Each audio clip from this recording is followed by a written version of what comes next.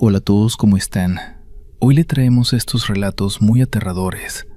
Te reto que escuches todas las historias hasta el final y comprobar si eres valiente para escucharlos. Comencemos. La carretera federal 180 que atraviesa el estado de Veracruz tiene fama entre los camioneros de ser una de las más traicioneras del país. No por sus curvas, que las tiene, ni por la neblina que baja de la sierra los martes de lluvia, sino por algo que los hombres de largo aliento, esos que manejan 18 ruedas durante noches enteras, se cuentan en voz baja cuando el café ya se enfrió y el cigarro se acabó. Lo cuentan como se cuentan las cosas que uno no quiere creer del todo, pero que tampoco se atreve a descartar, porque hay cosas en esas carreteras que no tienen explicación dentro de ningún libro. Don Aurelio Tlacotempa llevaba 22 años poniendo su taquería en el mismo punto del kilómetro 214, a un lado de un mezquite tan viejo que ya nadie recordaba cuándo había nacido. La gente del pueblo más cercano, San Marcos Ixcuintla, a 8 kilómetros, lo conocía como el taquero del mezquite, y eso bastaba. Llegaba cada noche a las 9 en punto con su camioneta pick-up color guinda, desplegaba el toldo verde raído, encendía el comal de leña y esperaba.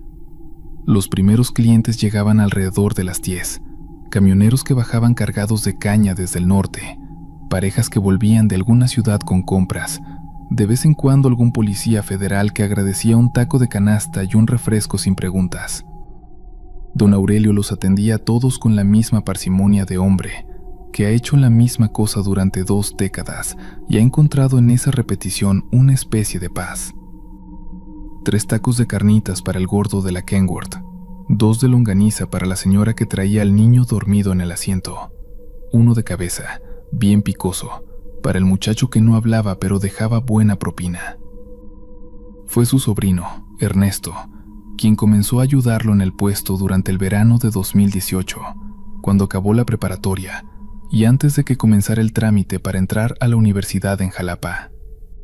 Ernesto era un chico de 17 años, delgado, con una risa fácil y la costumbre de escuchar música en un audífono mientras pelaba cebollas.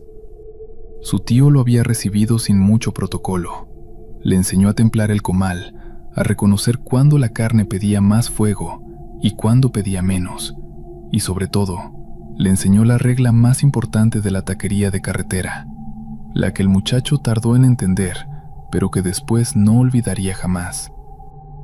Si alguien llega después de las 3 de la mañana, le dijo don Aurelio aquella primera noche, sin levantar la vista del comal, y no puedes verle los ojos, le sirves lo que pida y no le preguntas nada. Nada. ¿Entiendes? Cobras lo que te dé y lo dejas irse. Ernesto se rió, su tío no. No es broma, muchacho. Pero tío, ¿por qué? Don Aurelio levantó la vista entonces, y Ernesto vio algo en su cara que no era exactamente miedo, sino algo más hondo, más antiguo, como el reconocimiento de una verdad que a uno le hubiera gustado no descubrir nunca. Porque hay cosas en esta carretera que tienen hambre, dijo simplemente, y no volvió a tocar el tema en semanas. Ernesto lo atribuyó a la superstición de los viejos, a esa tendencia que tienen los hombres de campo de construir un universo de advertencias y presagios alrededor de todo lo que no comprenden. Siguió pelando cebollas, siguió escuchando su música, siguió sirviendo tacos a los camioneros nocturnos, con la misma indiferencia alegre de quien todavía no ha visto nada en el mundo que lo asuste de verdad. Eso cambió el jueves 15 de agosto. Era una noche sin luna. Ernesto estaba solo en el puesto, porque su tío había tenido que regresar al pueblo a buscar más tortillas. La bolsa que traían se había mojado cuando cayó el aguacero de las 8, y el plástico no había aguantado. Le había dicho que regresaba en 40 minutos, a más tardar. Eran las 2:30 de la madrugada. El muchacho había atendido a 3 clientes desde que su tío se fue. Un camionero que quería 4 tacos de tripa y no quería hablar. Una mujer joven que llegó en un suru rojo con las manos temblando y pidió un refresco sin comer nada. Y un hombre mayor con sombrero que dejó un billete de 200 sin pedir cambio. Nada extraordinario. La carretera estaba quieta, A lo lejos, los faros de un tráiler aparecían y desaparecían entre la oscuridad con la cadencia hipnótica de los objetos que se mueven despacio y de noche. Ernesto estaba limpiando el comal cuando escuchó el coche. No lo escuchó llegar, que es lo primero que debería notarse. Los coches en carretera hacen ruido. El motor, las llantas sobre el asfalto, la gravilla que salta. Este coche simplemente apareció. Ernesto levantó la vista y lo vio estacionado a unos 10 metros del puesto. Un sedán oscuro que no supo identificar, sin placas visibles, con los faros apagados.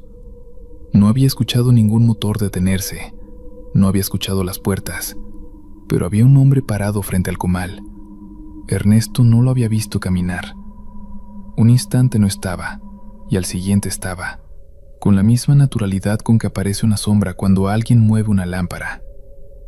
Era alto, delgado hasta un punto que parecía casi médico, vestido con una camisa blanca arrugada y pantalón oscuro. No traía sombrero, no traía bolsas. Las manos colgaban a los costados como las manos de alguien que no sabe muy bien qué hacer con ellas. «Buenas noches», dijo Ernesto, porque eso era lo que se decía, y porque decirlo le dio algo en que aferrarse. El hombre no respondió de inmediato. Se quedó parado, y Ernesto notó que tenía la cabeza ligeramente inclinada, como si estuviera escuchando algo que venía del interior de la tierra.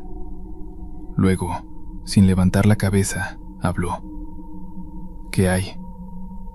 La voz era extraña, no grave ni aguda, sino plana, como si fuera producida por algo que hubiera estudiado cómo funcionan las voces, pero no hubiera tenido suficiente tiempo para practicar el matiz. «Carnitas, longaniza, cabeza, tripa», dijo Ernesto, «y tengo frijoles. 3 de cabeza. ¿Con todo?» El hombre no respondió. Ernesto interpretó el silencio como sí, y comenzó a preparar los tacos. Mientras lo hacía, trató de mirar al cliente de reojo, con esa habilidad que desarrollan los que trabajan de noche de observar sin parecer que observan. El hombre seguía con la cabeza ligeramente inclinada. Ernesto no podía verle los ojos.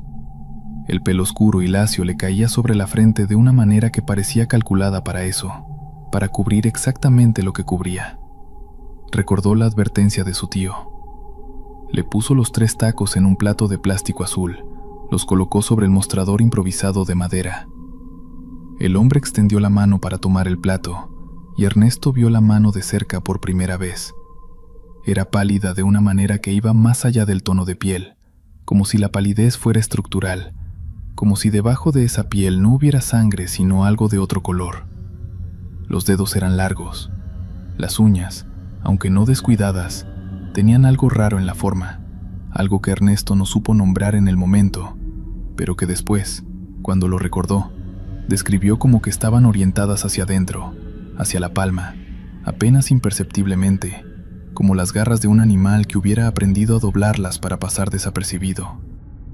El hombre comió de espaldas al comal, mirando la carretera. Ernesto no sabía qué hacer. Siguió limpiando, siguió moviéndose, porque la inmovilidad le parecía más peligrosa, como si parar lo expusiera a algo. La noche afuera era completamente silenciosa. Eso también era raro. En esa carretera siempre había algo: grillos, el viento en el mezquite, algún coche lejano. No había nada, como si el mundo hubiera contenido el aliento. El hombre terminó los 3 tacos. Se limpió la boca con el dorso de la mano. Se giró hacia el comal. Y Ernesto cometió el error. Lo miró a los ojos. No supo por qué lo hizo.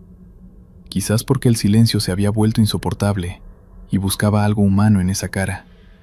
Quizás porque 17 años son demasiado pocos para saber que hay cosas que no deben mirarse de frente.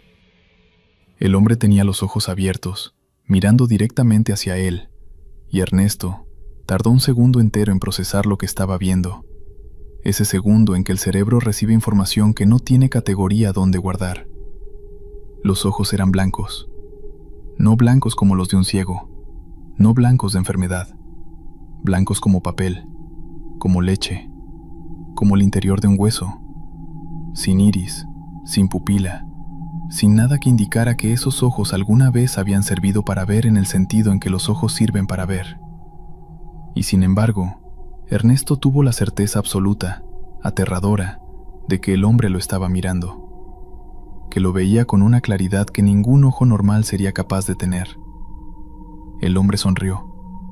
La sonrisa era demasiado amplia, no de una manera caricaturesca, no exagerada hasta el absurdo, sino demasiado amplia de la manera en que algo es demasiado cuando excede por apenas unos milímetros el límite de lo que puede ser natural, y esos milímetros son suficientes para que algo en la parte más primitiva del cerebro comience a gritar. «Están buenos los tacos», dijo el hombre, con esa voz plana, sin modulación. Ernesto no respondió. No podía. Tenía la boca seca con una sequedad que no era de sed, sino de terror puro. Esa parálisis que le ocurre al cuerpo cuando reconoce un peligro que la mente todavía no ha catalogado. El hombre metió la mano en el bolsillo del pantalón y sacó algo que colocó sobre el mostrador. No era dinero. Era una piedra pequeña, negra, perfectamente redonda, del tamaño de una cañica grande. Brillaba con el reflejo de la lámpara del puesto de una manera que una piedra no debería brillar. «Por los tacos», dijo, y se fue. Ernesto no lo vio caminar. Un instante estaba frente al mostrador, y al siguiente el espacio estaba vacío. El coche oscuro ya no estaba estacionado donde había estado. No hubo motor, no hubo faros, no hubo el ruido de llantas sobre asfalto. La carretera estaba vacía en las dos direcciones, hasta donde alcanzaba la luz del puesto, como si el hombre y el coche nunca hubieran estado ahí, excepto por la piedra sobre el mostrador. Don Aurelio llegó 12 minutos después con las tortillas. Encontró a su sobrino sentado en el banquito de madera, con los brazos apoyados sobre las rodillas y la mirada fija en algún punto de la carretera que no existía. Le tardó un momento reconocer la cara. Era la cara de alguien que ha cruzado sin querer una frontera que no sabía que estaba ahí. Le preguntó qué había pasado. Ernesto se lo contó todo, sin dramatizar, con la voz plana de alguien que ya no tiene energía para el énfasis. Don Aurelio escuchó sin interrumpir. Cuando el muchacho terminó, el viejo se quedó callado un momento, mirando la piedra sobre el mostrador sin tocarla. «¿Le miraste los ojos?», preguntó. «Sí». Don Aurelio sintió despacio, con la expresión de alguien que recibe una noticia que ya esperaba, pero que de todas formas duele recibir. «¿Y tú lo viste caminar? ¿Lo viste llegar? ¿Lo viste irse?». «No». Otra pausa. El viejo se sentó en la orilla de la camioneta. «La primera vez que lo vi yo», dijo finalmente, «tenía tus años. Era ayudante de mi tío Filemón, que ponía el puesto antes que yo. Llegó igual, sin ruido, sin coche o con coche, ya no recuerdo bien. Uno con el tiempo mezcla las cosas. Le serví. No le miré los ojos, porque mi tío me había advertido. Me dejó una moneda que no era de ningún país que yo conociera». Se quedó callado. «¿Y?», dijo Ernesto. «Y nada. Mi tío Filemón murió ese invierno. No de eso, de un infarto. Pero siempre pensé que no era coincidencia, que algo había cambiado desde esa noche, que ese cliente dejó algo en el puesto que no se ve pero que está». «¿Qué cosa?». Don Aurelio no respondió de inmediato. Miró la piedra negra otra vez. «No lo sé, muchacho, pero el puesto sigue aquí, ¿verdad? 22 años. Nunca me ha ido mal. Nunca me ha pasado nada malo de noche en esta carretera». Hizo una pausa. «Quizás es un trato. No sé con quién, no sé de qué, pero algo en esta carretera cuida a los que le dan de comer sin preguntar». Ernesto miró la piedra. «¿Qué hago con esto?». «Guárdala», dijo don Aurelio. «No la tires. Nunca tires lo que te deja un cliente de noche, aunque no sea dinero. Es de mala educación». Y con eso se levantó, fue al comal, lo encendió de nuevo y siguió con la noche como si nada. Ernesto se fue a Jalapa en septiembre, entró a estudiar ingeniería y durante el primer año casi logró convencerse de que aquella noche había sido un producto del cansancio, de la oscuridad, de la imaginación hiperbolizada de un adolescente solo en una carretera a las 3 de la mañana. Casi, porque guardó la piedra. La tiene todavía, en el cajón de la mesita de noche de su departamento en la ciudad. A veces, cuando despierta de madrugada con la boca seca y el corazón acelerado sin razón aparente, la saca y la mira. Siempre brilla un poco más de lo que debería, con la luz que sea que haya en el cuarto. Y piensa en los ojos blancos. Y piensa que hay cosas en las carreteras de noche que tienen hambre, como dijo su tío, y que esa hambre no es de carne, sino de algo que no tiene nombre en español, o quizás en ningún idioma, y que los taqueros que llevan suficiente tiempo en el oficio aprenden a reconocerla, a respetarla, a alimentarla sin mirar demasiado, porque los que miran demasiado no siempre vuelven a dormir de la misma manera, y los que no vuelven a dormir de la misma manera, tarde o temprano, empiezan a entender que hay dos tipos de hambre en el mundo, la que se resuelve con carnitas y tortilla, y la otra, la que viene sin coche o con coche, la que no hace ruido, la que te deja una piedra negra sobre el mostrador y una sonrisa demasiado ancha grabada en el lugar del cerebro, donde se guardan las cosas que uno quisiera olvidar pero no puede. Don Aurelio sigue en el kilómetro 214, todas las noches, 9 en punto, toldo verde, comal de leña. Pregúntale si conoce al cliente de los ojos blancos.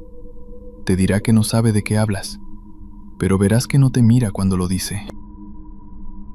Siguiente historia. Hay un lugar en la carretera federal 57, entre Querétaro y San Luis Potosí, donde el asfalto hace una curva suave hacia el poniente y la sierra se abre un momento como una boca que muestra los dientes antes de volver a cerrarse. Los camioneros viejos saben cuál es, no porque haya un letrero o una señal, sino porque el cuerpo lo reconoce. Algo en el estómago se aprieta cuando uno pasa por ahí, un apretón breve y sin nombre, como cuando uno recuerda de golpe que dejó abierta la llave del gas. Pasan los camioneros por ese punto y aprietan el volante un poco más fuerte sin saber por qué. Y no aminoran la velocidad porque aminorar la velocidad en ese lugar se siente como una mala idea. Se siente como pararse en el umbral de una habitación oscura y mirar adentro. En ese punto exacto, desde hace 14 años, Concepción Mirabal pone su taquería. Todo el mundo le llama la Conce. Tiene 54 años, una trenza gris que le llega hasta la cintura, manos de mujer que ha trabajado toda su vida y una sonrisa que le llegó fácil hasta los 40 y que desde entonces llegó más despacio, como si algo le hubiera enseñado a la sonrisa a tener cuidado. Heredó el puesto de su esposo Rodrigo, que lo heredó a su vez de un hombre sin nombre al que solo conocían como el Tapatío, que había puesto el primer comal en ese kilómetro en los años 70 y que un día sencillamente no llegó a abrir, sin que nadie supiera nunca qué le había pasado ni a dónde había ido. Rodrigo Mirabal murió en 2017. Infarto, dijeron los médicos. La Conce sabía que no era mentira, pero también sabía que no era toda la verdad. Rodrigo había llegado a casa ese amanecer diferente. No diferente de una manera que ella pudiera describir con precisión, sino diferente de la manera en que uno sabe que algo cambió en un cuarto aunque no encuentre qué fue. El mismo sofá, la misma mesa, la misma luz, pero algo desplazado, algo que ya no está exactamente donde debería estar. Llegó, se sentó en la mecedora de la sala y no volvió a levantarse. El corazón, dijeron. Sí, pensó la Conce, el corazón. Pero siguió poniendo el puesto. Lo pensó 3 días y luego tomó su decisión con la misma tranquilidad con que tomaba todas sus decisiones. Cargó la camioneta, fue al kilómetro exacto donde Rodrigo siempre ponía el toldo, encendió el comal y esperó. No porque no tuviera miedo, sino porque el miedo había aprendido la Conce en 54 años de vida. Es una cosa que uno puede cargar si sabe acomodárselo bien, como se acomoda una carga muy pesada sobre la espalda. No desaparece el peso, pero se puede caminar. Tenía una sola regla, que Rodrigo le había enseñado y que el Tapatío le había enseñado a Rodrigo, y que alguien sin nombre le había enseñado al Tapatío antes de que el Tapatío existiera en ese kilómetro. Nunca, bajo ninguna circunstancia, dejes que entren adentro del toldo. El espacio detrás del comal era suyo. El mostrador era la frontera. Los clientes de este lado, ella del otro. Y si alguien pedía pasar, si alguien preguntaba, bajo cualquier pretexto, si podía ponerse del lado del comal, la respuesta era no. Sin explicación. No. La noche del 11 de noviembre de 2019 llegó fría y sin avisar, con un norte que bajó de la sierra a las 10 de la noche y apagó las estrellas con una capa de nubes bajas y grises que olían a tierra mojada. La Conce llevaba puestos 2 suéteres y aún así los pies se le helaban dentro de las botas. El comal ayudaba.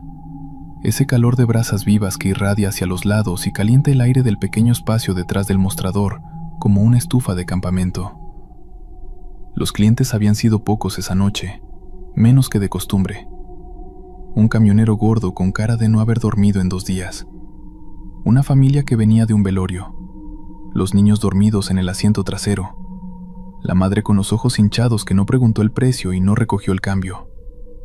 Un muchacho en motocicleta que se comió 5 tacos en silencio absoluto y se fue sin despedirse. El norte ahuyentaba a la gente. La Conce lo entendía. Ella misma, en otras circunstancias, esa noche se hubiera quedado en casa. Eran las 2:40 cuando se apagaron las luces del puesto. No hubo corte de luz, no hubo chispazo, no hubo aviso. La lámpara de gas que colgaba del toldo y la tira de focos que iluminaba el mostrador se apagaron al mismo tiempo, con la misma simultaneidad exacta con que se apagan las cosas que se apagan juntas porque alguien quiso que se apagaran juntas. La Conce se quedó en oscuridad total un momento, con solo el resplandor naranja del comal para ver algo. Buscó a tientas la linterna que siempre guardaba bajo el mostrador. La encontró. La encendió.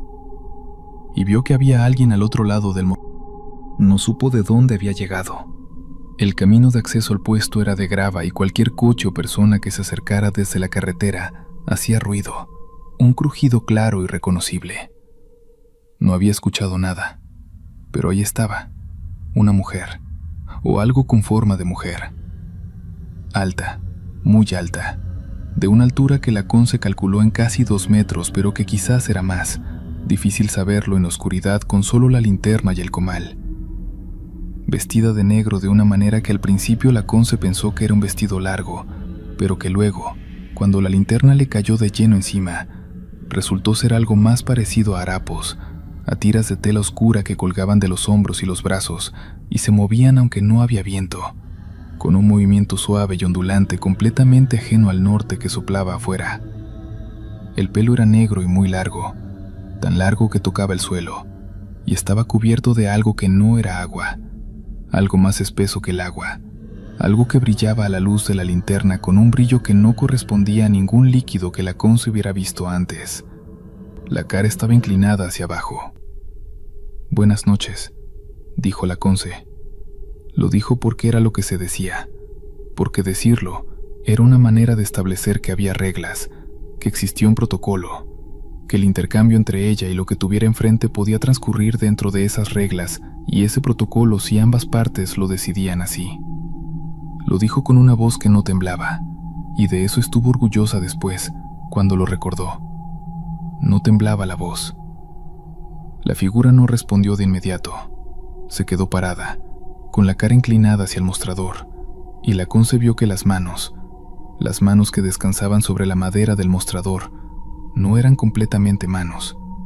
Los dedos eran demasiado largos, doblados en ángulos que los dedos no se doblan, y donde deberían haber terminado las uñas, había algo más parecido a extensiones de hueso que a uñas, curvadas hacia adentro, hacia las palmas, de una manera que evocaba los pies de un pájaro más que una mano humana. «Tengo hambre», dijo la figura. La voz era de mujer. Eso era lo más perturbador, que la voz era perfectamente, reconociblemente humana. Tenía el acento suave del altiplano, esa cadencia que sube al final de las frases, y tenía un tono que en otras circunstancias, descontextualizado, hubiera sonado incluso bonito. Una voz de alguien que hubiera cantado en algún momento de su existencia. «¿Qué le pongo?», dijo la Conce. «Lo que tenga». La Conce empezó a preparar. Las manos le funcionaban solas, con la memoria del oficio de 14 años. Tomó la tortilla, la puso sobre el comal, esperó el momento exacto, la volteó, la sacó, puso la carne, el cilantro, la cebolla. Todo mecánico, todo sin pensar, porque pensar demasiado en ese momento le parecía peligroso, como pensar demasiado cuando uno está caminando sobre una viga estrecha. Colocó el taco sobre el mostrador. La figura lo tomó sin tocarlo del todo. Eso fue lo que notó la Conce, que los dedos largos y curvados rodearon el taco sin llegar a cerrarse sobre él, como si hubiera un espacio entre la comida y las manos, una distancia mínima, 1 centímetro o menos, y que el taco se movió hacia la cara inclinada sin que nadie lo sostuviera visiblemente. La cara seguía mirando hacia abajo. La Conce no pudo ver cómo comía, pero escuchó el sonido, y el sonido no era el de alguien comiendo. Era difícil describir qué era. No era masticación, no era deglución, no era ninguno de los ruidos normales y ligeramente incómodos que hace el cuerpo humano cuando procesa comida. Era algo más parecido a una absorción, a una succión muy suave y muy uniforme, como el sonido que hace el agua cuando desaparece lentamente por un desagüe, ese sonido de espiral y de descenso que uno escucha en el silencio de un baño vacío, como si la comida no fuera masticada sino simplemente incorporada, disuelta, como si el taco encontrara en ese cuerpo alto y oscuro un destino que no era el estómago, sino algo anterior al estómago, algo más antiguo. Otro, dijo la figura. La Conce puso otro, y otro después de ese. 5 tacos en total, y cada vez el mismo sonido, y cada vez la cara inclinada hacia el mostrador, y cada vez las manos que no del todo tomaban, pero de alguna manera sí recibían. El norte seguía soplando fuera del toldo, pero dentro del espacio del puesto, el aire estaba completamente quieto. No había frío. Había algo peor que el frío. Había una temperatura que no era temperatura, una ausencia de temperatura, una neutralidad térmica que se sentía como estar parado en el centro exacto de algo, ni frío ni calor, ni adentro ni afuera, en un umbral que no tenía ninguno de los dos lados. Cuando terminó el 5.º taco, la figura levantó la cara. La Conce la miró. Después, cuando le contó esto su hija mayor, en una sola ocasión, una sola, porque su hija lloró y le pidió que parara y la Conce lo respetó, dijo que la cara no era monstruosa de la manera en que son monstruosas las cosas de las películas. No había deformidad aparente, no había rasgos fuera de lugar, no había nada que el cerebro pudiera señalar y decir, ahí, eso es lo que está mal. Lo que había era una ausencia de algo que normalmente está en una cara y que uno nunca piensa en nombrar porque siempre está ahí. Había ausencia de tiempo. La cara no tenía edad. No era joven ni vieja. No tenía arrugas ni tersura de juventud. No tenía ninguna de las marcas que el tiempo deposita en una cara humana a lo largo de los años. Era una cara que no había vivido el tiempo de la manera en que los vivos vivimos el tiempo, de adelante para atrás, acumulando. Era una cara que existía fuera de eso, paralela a eso, indiferente a eso, de la misma manera en que una piedra es indiferente al calendario. Y los ojos. Los ojos eran oscuros, completamente oscuros, sin blanco visible, como 2 pozos circulares que no llegaban a ningún fondo, sino que seguían hacia adentro indefinidamente, y dentro de esa oscuridad había algo que se movía, algo que no era luz, pero que tampoco era su ausencia completa, sino una tercera cosa, una cosa sin nombre, algo que giraba muy despacio en el fondo de los pozos, como gira el agua en un remolino antes de desaparecer. La figura habló. ¿Cuánto te debo? Y ahí, en esa pregunta perfectamente normal, perfectamente doméstica, perfectamente humana, fue donde la Conce sintió que el miedo llegaba de verdad. No cuando vio la cara, no cuando escuchó el sonido de la comida, sino en esa pregunta de mercado, de transacción cotidiana, de intercambio entre personas que tienen hambre y personas que tienen comida, dicha con esa voz bonita de altiplano como si nada de lo que acababa de ocurrir tuviera ningún peso, como si lo que estaba parado al otro lado de su mostrador fuera simplemente alguien que había venido a cenar y quería ser correcto con el pago. «Lo que guste dar», dijo la conse, porque era lo que siempre decía, porque en ese momento no supo decir otra cosa. La figura metió la mano entre los harapos y sacó algo que colocó sobre el mostrador. La conse lo iluminó con la linterna. Era una fotografía, vieja, en blanco y negro, con los bordes amarillentos del papel que ha estado guardado durante mucho tiempo. En la fotografía había un hombre parado frente a un comal, con un delantal y una sonrisa abierta y orgullosa de alguien que está siendo fotografiado en su trabajo. La conse tardó un momento en reconocerlo porque la foto era vieja y el hombre era joven en ella, pero cuando lo reconoció sintió que el suelo bajo sus pies dejaba de ser completamente sólido. Era el tapatío, el hombre sin nombre que había puesto el primer comal en ese kilómetro en los años 70, el que había desaparecido sin dejar rastro. Al reverso de la fotografía, con una letra pequeña y perfecta que no era la letra de ninguna época reconocible, había una frase. La conse la leyó una vez, 2 veces, 3 veces, porque las palabras llegaban a los ojos pero tardaban en llegar al entendimiento. Él también me dio de comer. Dile a quien venga después de ti que yo regreso, que siempre regreso, que no me olviden. Cuando la conse levantó la vista del papel, el espacio al otro lado del mostrador estaba vacío. Las luces del puesto volvieron a encenderse al mismo tiempo, con la misma simultaneidad con que se habían apagado. El norte entró de golpe al toldo, frío y real y con olor a tierra mojada, y la conse sintió el frío en las piernas y en los pies con un agradecimiento que nunca había sentido por el frío antes. El frío era del mundo, el frío era normal, el frío era de este lado. Guardó la fotografía en el bolsillo del delantal.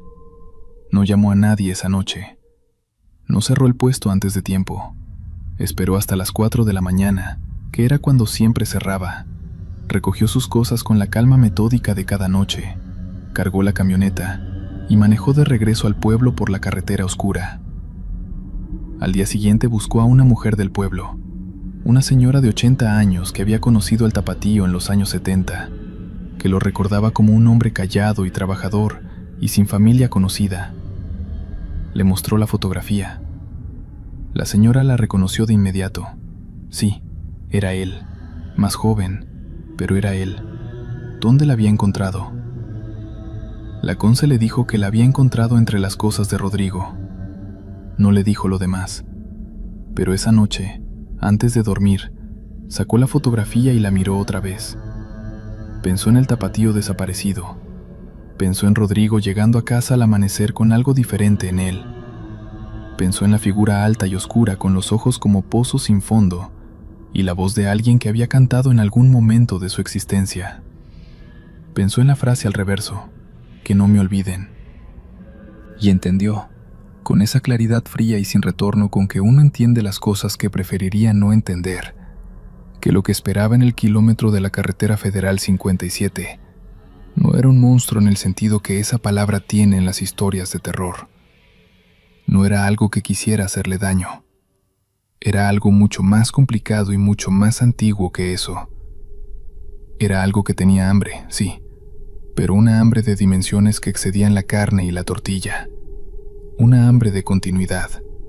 Una hambre de ser recordado, de seguir siendo nombrado, de tener un lugar en el mundo, aunque ese lugar fuera apenas un comal encendido en el kilómetro de una carretera federal en el norte de Querétaro.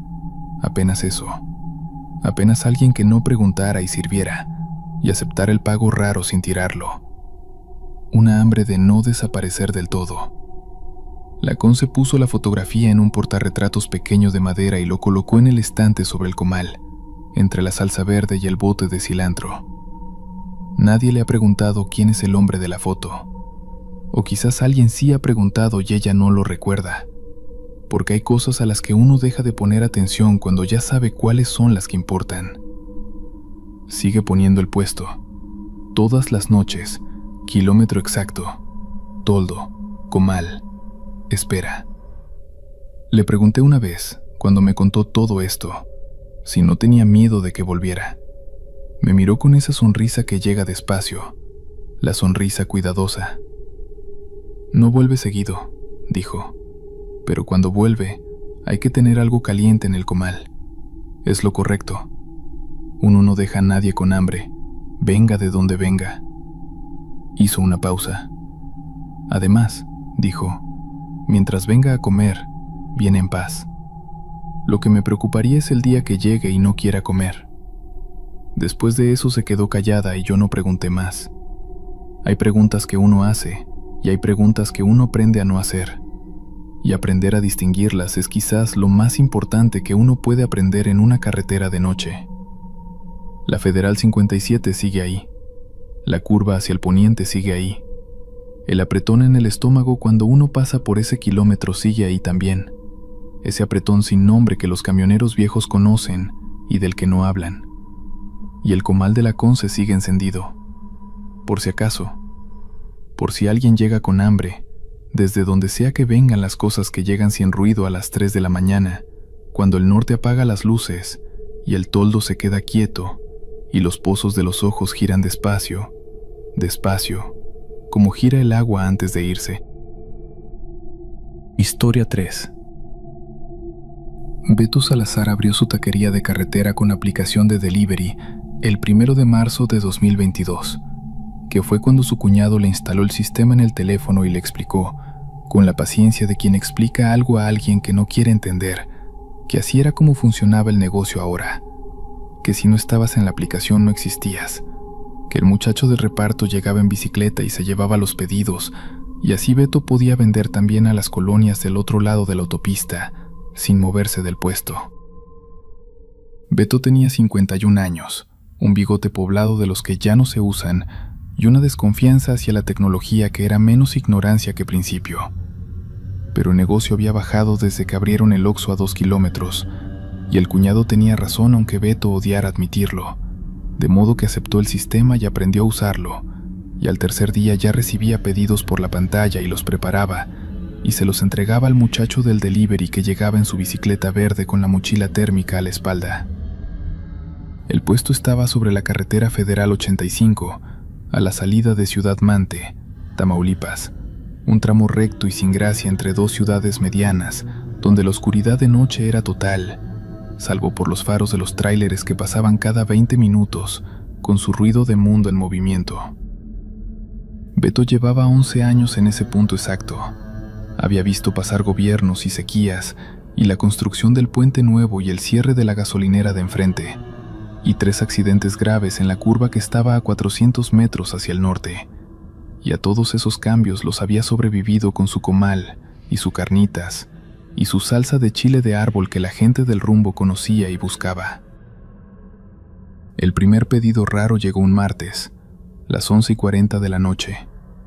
La pantalla del teléfono parpadeó con la notificación de siempre. Nuevo pedido.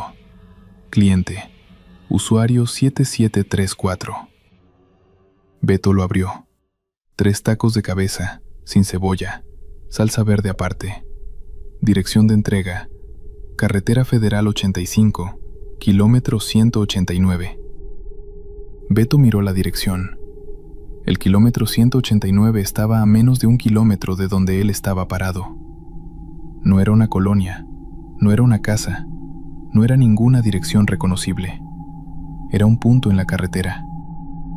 Pensó que era un error del sistema, que el cliente había puesto mal la dirección, y le marcó al número que aparecía registrado en el pedido. Timbró 8 veces. Nadie contestó. El muchacho del delivery, un chico de 18 años que se llamaba Kevin y que era sobrino de la señora de la tortillería, llegó 10 minutos después. Beto le explicó el problema de la dirección. Kevin se encogió de hombros. Dijo que él llegaba al punto que le marcaba el GPS, y si no había nadie, dejaba el pedido y tomaba foto como evidencia y ya, que eso era lo que decía el protocolo. Es en la carretera, Kevin, en plena carretera. Pues ahí voy, don Beto. El sistema dice que hay cliente. Kevin se fue con su bicicleta y su mochila térmica hacia el norte, hacia el kilómetro 189. Beto lo vio alejarse por la carretera oscura con su luz delantera parpadeante y tuvo un mal presentimiento que no supo nombrar. Preparó otros pedidos que llegaron mientras tanto, 2 órdenes de colonias del otro lado, normalísimas, y trató de no pensar en Kevin. Kevin regresó 20 minutos después.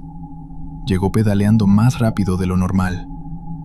Cuando Beto le vio la cara, supo que algo había pasado, no porque el muchacho estuviera alterado, sino exactamente por lo contrario. Tenía la cara de alguien que ha decidido muy conscientemente no estar alterado, esa calma artificial de quien se está controlando. ¿Lo entregaste? Sí. ¿Había alguien? Kevin tardó un segundo. Había alguien. ¿Quién?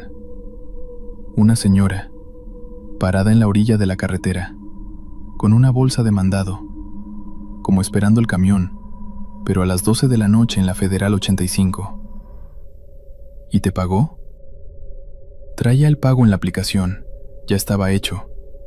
Me tomó los tacos y se fue caminando hacia el monte. Beto lo miró. ¿Hacia el monte? Sí, ahí donde hay los nopales y luego el cerro. Caminó para allá y ya no la vi. No hubo más pedidos del usuario 7734 esa noche. Beto pensó que había sido una cosa rara de esas que pasan y no tienen explicación satisfactoria, de esas que uno archiva en la categoría de cosas raras que pasan y ya. Le dijo a Kevin que no se preocupara. Le pagó su parte, cerró el puesto a las 4 y se fue a dormir. El siguiente martes llegó otro pedido del usuario 7734, exactamente a las 11:40. 3 tacos de cabeza, sin cebolla, salsa verde aparte. Kilómetro 189. Beto sintió algo frío en el pecho que no era el norte. Llamó al número. 8 timbrazos. Nadie. Kevin llegó. Beto le contó. Kevin se quedó callado un momento y luego dijo que bueno, que iba, que era su trabajo. Pero Beto vio que el muchacho apretaba el manubrio de la bicicleta con más fuerza de la necesaria. Kevin regresó en 18 minutos esa vez, misma cara de calma controlada. ¿Estaba? Estaba. ¿La misma señora?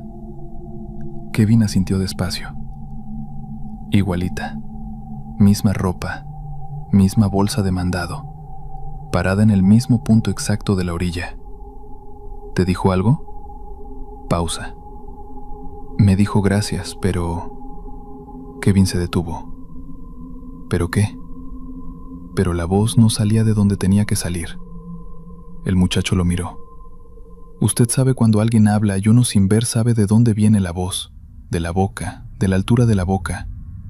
Esta señora tenía la voz abajo, como si la voz le saliera del pecho o más abajo todavía, no de la cara. Beto no dijo nada. Y cuando me entregó la bolsa para meter los tacos, siguió Kevin, la bolsa de mandado esa que traía, la abrió para que yo pusiera los tacos adentro, y yo vi lo que había adentro antes. ¿Qué había? Kevin lo miró fijamente. Tierra. La bolsa estaba llena de tierra. Esa noche Beto no durmió. Buscó en internet, cosa que no hacía seguido porque no le gustaba el internet. Buscó el kilómetro 189 de la Federal 85. Buscó accidentes, buscó noticias. Encontró una nota de periódico local de 2019. Una mujer, 43 años, había fallecido en un accidente en ese kilómetro exacto, cuando el camión de pasajeros en el que viajaba perdió el control y volcó. La mujer era la única fallecida del accidente. Su nombre era Socorro Villanueva. En la foto de la nota, de mala calidad, pixelada, se veía a una mujer morena con el pelo recogido. Beto no podía saber si era la misma que Kevin había visto, porque Kevin nunca había visto su cara con claridad. Pero la nota decía algo más, al final, casi como un dato de relleno periodístico, que entre las pertenencias de la señora Socorro encontradas en el lugar del accidente, había una bolsa de mandado de tela, vacía, que nadie supo explicar para qué la traía ni a dónde iba. Beto apagó el teléfono y se quedó sentado en la oscuridad de la cocina de su casa, pensando en cosas que prefería no pensar. El siguiente martes no fue a trabajar. Le dijo a su esposa que estaba malito, que le dolía la cabeza. Se quedó en casa. A las 11:40 de la noche, sonó el teléfono con la notificación del sistema. Un pedido. Usuario 7734. 3 tacos de cabeza, sin cebolla, salsa verde aparte. Kilómetro 189. El puesto estaba cerrado. No había nadie para preparar los tacos. No había delivery. Beto ignoró la notificación. A las 11:52 llegó otra notificación del sistema. No era un nuevo pedido. Era una calificación. El usuario 7734 había calificado su servicio. 5 estrellas. Y en el espacio de comentarios, donde los clientes normalmente escriben cosas como muy rico, o llegó frío, o el repartidor fue amable, había un texto. Beto lo leyó 3 veces. Decía: sé que estás en casa. No importa. Tengo tiempo. Voy a seguir pidiendo hasta que alguien traiga. Beto llamó a Kevin esa misma noche. Se disculpó por la hora. Le contó todo. La nota del periódico, la bolsa de tierra, el comentario en la aplicación. Kevin escuchó en silencio y al final dijo algo que Beto no esperaba. Dijo que ya lo sabía. Que desde la primera entrega lo sabía, o lo sospechaba, y que de todas formas había ido porque alguien tenía que ir, porque dejara a alguien con hambre. Dijera lo que dijera Internet sobre si esa alguien era de este mundo o no, le parecía peor que el miedo. ¿Y no te da miedo?, preguntó Beto. Claro que sí, dijo Kevin. Pero hay algo que me pregunto, don Beto. ¿Qué? Si una persona, o lo que sea, lleva 3 años parada en una orilla de carretera esperando algo, y lo único que pide es 3 tacos de cabeza sin cebolla, pues qué tan mala puede ser, ¿no? Beto no tuvo respuesta para eso. Volvió al puesto el siguiente martes. A las 11:40 llegó el pedido.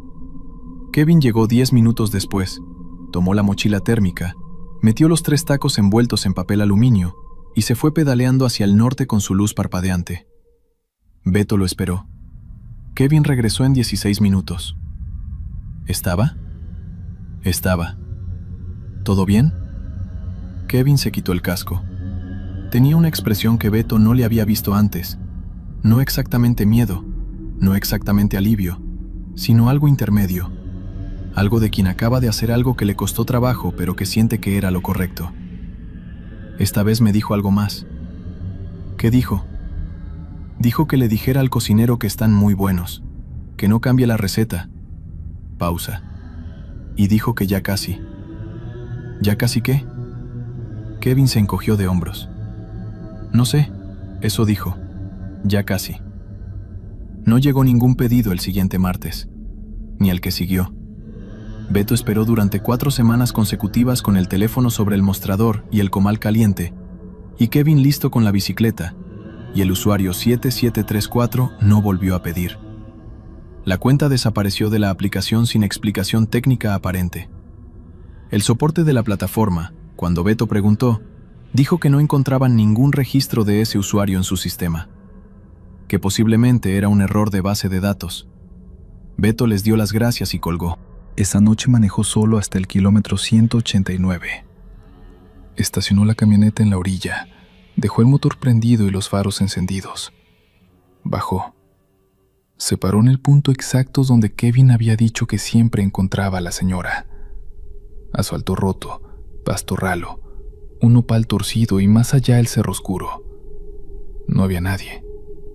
Pero en el suelo, exactamente en el punto donde el asfalto terminaba y comenzaba la tierra, había 3 semillas de cilantro dispuestas en fila, muy juntas, como si alguien las hubiera colocado con cuidado, con intención de que fueran encontradas. Beto las miró un momento, luego las recogió, las envolvió en un papel de su bolsillo, se subió a la camioneta y se fue. Las plantó en una maceta en su casa. Las 3 germinaron. Tiene la maceta todavía en la ventana de la cocina, con el cilantro crecido y verde, y cuando le preguntan de dónde lo sacó, dice que de una señora que le dio las semillas, que eran muy buenas, que el cilantro de esas semillas sabe diferente a cualquier cilantro que haya usado antes, más intenso, más vivo, como si la planta tuviera algo adentro que las plantas normales no tienen. Kevin sigue haciendo el delivery. Ya no hay pedidos del kilómetro 189, pero dice que a veces, cuando pasa por ese punto camino a otras entregas, mira hacia la orilla de reojo, solo por si acaso. Y una vez, solo una vez, dice que la vio ahí parada, pero que esta vez no traía bolsa de mandado, que estaba parada con las manos vacías y algo diferente en la postura, algo más liviano, algo de quien ya terminó de esperar, y que le levantó la mano, como despidiéndose. Kevin levantó la suya también, desde la bicicleta, sin detenerse, como se saluda a alguien que uno conoce de vista y que ya no va a ver más. Después siguió pedaleando, y el kilómetro 189 quedó atrás en la oscuridad, vacío y en paz, como queda un lugar cuando finalmente se le da lo que necesitaba. Continuamos. Lo que voy a contar no es algo que me pasó a mí. Me lo contó Guadalupe Estrada en persona, sentados los dos en su misma taquería. Un mediodía de marzo con el sol cayendo de frente y los camiones pasando por la carretera, y todo perfectamente normal y de día porque Guadalupe no quiso contármelo de noche. Me dijo eso sin rodeos cuando le pregunté si podía ir a platicar con ella, que viniera de día, que de noche ya no hablaba de eso, que de noche ese tema se quedaba cerrado como se cierra una llave de gas, por precaución. Guadalupe tiene 47 años. Lleva 19 operando su taquería sobre la carretera estatal 30 a la salida de Tamazunchale, en San Luis Potosí, un tramo de montaña con curvas cerradas y barrancas a un lado y pared de roca al otro donde la señal del teléfono aparece y desaparece según el capricho del cerro. Tiene 3 empleados, su hija Rocío que atiende mesas los fines de semana, un muchacho llamado Isaías que lava y ayuda con los mandados, y Chava, el cocinero de planta que lleva 14 años con ella y que es, según me dijo Guadalupe con una frase que después entendí completamente, el único testigo que nunca habló de lo que vio porque Chava simplemente decidió un día no hablar de eso, y así se quedó. La taquería tiene adentro 6 mesas de plástico verde, un mostrador largo, el comal y la parrilla al fondo, y en la pared del lado derecho, colgado desde que Guadalupe abrió el negocio, un espejo rectangular de 1,5 metros de alto por 80 centímetros de ancho, con marco de madera pintado de azul que ya se está descascarando. Lo puso porque leyó en algún lado que los espejos hacen los espacios pequeños más grandes, y la taquería es estrecha. Nunca le dio importancia al espejo más allá de eso, un recurso de decoración, un objeto utilitario, algo que está en la pared como están las paredes. Hasta la noche del 18 de septiembre de 2021. Guadalupe me lo contó así, con sus palabras, y yo voy a intentar repetirlo lo más fiel que pueda porque hay cosas en la manera en que ella lo narró, pausas, énfasis, los momentos en que bajó la voz aunque estábamos solos y era mediodía, que forman parte de la historia tanto como los hechos mismos. Esa noche había cerrado a las 2:30, que era tarde incluso para ella porque había habido movimiento hasta tarde. 3 mesas seguidas de trabajadores de una obra que estaban en el tramo nuevo de la carretera. Hombres con cascos colgados en las sillas y hambre de quien lleva 12 horas cargando cosas pesadas. Chava había estado en el comal hasta que se fueron los últimos, y luego se había ido él también, en su moto, hacia el lado del pueblo. Guadalupe se quedó sola haciendo el cierre, que era su costumbre. Contar la caja, limpiar el mostrador, apagar el comal, barrer. Eran las 3:10 cuando levantó la vista del suelo que estaba barriendo y miró hacia el espejo. Lo que me dijo fue esto, textual, porque lo grabé con su permiso. Vi que en el espejo había una persona sentada en la mesa del fondo, la mesa 3, la que está junto a la ventana que da al barranco, sentada de espaldas al espejo, o sea, de frente a mí en el espejo, ¿me entiende? Pero yo estaba mirando el espejo, entonces eso quiere decir que en la realidad estaba de espaldas a mí. Había una persona sentada en esa mesa, con las manos sobre la superficie, quieta, y yo volteé. Inmediatamente volteé a ver la mesa 3, y no había nadie. La silla estaba sola. La mesa estaba limpia. Yo misma la había limpiado. Y volví a ver el espejo, y la persona seguía ahí. Le pregunté cómo era la persona. Hombre, o tenía forma de hombre, porque la ropa era de hombre. Camisa de cuadros, manga larga, de esas que usan los que trabajan en el campo. No vi la cara porque estaba de espaldas al espejo, ya le dije, pero sí vi las manos. Las tenía puestas sobre la mesa, planas, y eran manos de persona mayor, con las venas marcadas, con algo oscuro bajo las uñas, como tierra o como grasa de motor, no supe. Manos de alguien que trabajó toda su vida. ¿Y qué hizo usted? Guadalupe se quedó callada un momento. Agarró su taza de café, la sostuvo sin tomar. Me paralicé. No grité, no corrí, no hice nada de lo que uno cree que va a hacer. Me quedé con escoba en la mano mirando el espejo, y la persona en el espejo, el reflejo ese, levantó una mano, muy despacio. La levantó y la puso sobre la mesa, abierta, con la palma hacia arriba, como pidiendo algo, como cuando uno le dice al mesero con la mano que ya quiere la cuenta, ¿sabe? Ese gesto, pero lento, muy lento. Le pregunté cuánto tiempo duró eso. No sé, el tiempo se hizo raro. Creo que 2, 3 minutos, pero no juro nada. Lo que sé es que en algún momento pensé, le falta cenar. No sé por qué pensé eso. No fue un pensamiento que yo decidí tener, simplemente apareció. Le falta cenar. Y yo sin pensar más fui al comal, lo prendí, calenté 2 tortillas, puse un poco de la carne que había sobrado, hice 2 tacos básicos, los puse en un plato, y fui a la mesa 3 y los puse sobre la superficie. ¿Sin voltear a ver el espejo? Sin voltear. Puse el plato en la mesa vacía donde no había nadie, y me regresé al mostrador, y agarré el trapo, y me puse a limpiar el mostrador aunque ya lo había limpiado, porque necesitaba hacer algo con las manos. Y al rato, cuando me calmé un poco, volteé al espejo. ¿Y? Ya no había nadie. Silencio. El tráfico en la carretera afuera. Un camión bajando hacia el valle con los frenos chirriando en la curva. Pero el plato sí estaba vacío, dijo Guadalupe. Lo dijo con una voz completamente plana, sin dramatismo, como se dice un dato del clima o el precio de la tortilla. El plato estaba vacío. Los 2 tacos que había puesto había 5 minutos en una mesa donde no había nadie, estaban consumidos. No en el suelo, no tirados, no mordisqueados, consumidos. El plato limpio, sin migajas, sin rastro de salsa, como si nunca hubiera habido nada en él. ¿Lo lavó usted? Me miró. No, yo no lo lavé. Y Chava no estaba. Tomó un sorbo de café. Lo que más me impresionó no fue el espejo, dijo. Lo que más me impresionó fue que cuando fui a poner el plato, cuando me acerqué a la mesa 3, sentí calor. De cerca, a 1 metro de la mesa, había calor.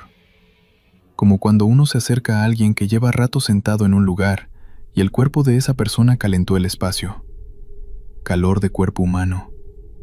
Y la silla, cuando la toqué porque quise cerciorarme, la silla estaba tibia.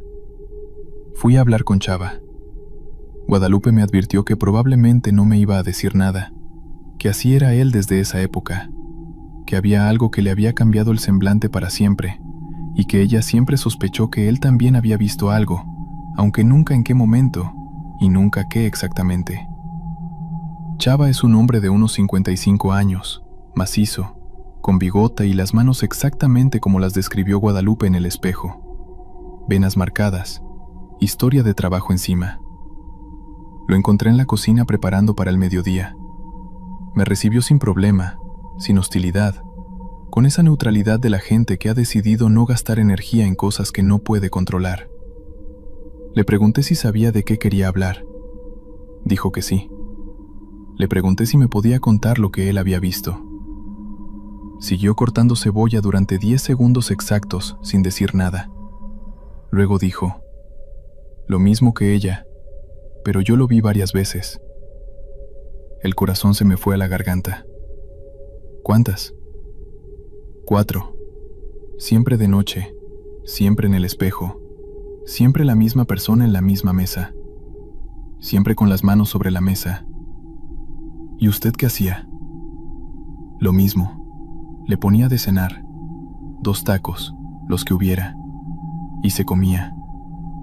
¿Cómo sabe que se comía si no había nadie? Chava levantó la vista del corte.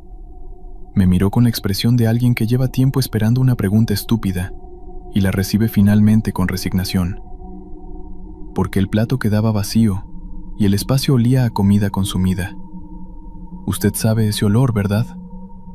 Cuando la gente acaba de comer en un lugar, el aire huele diferente. Huele a digestión, a cuerpo que procesó.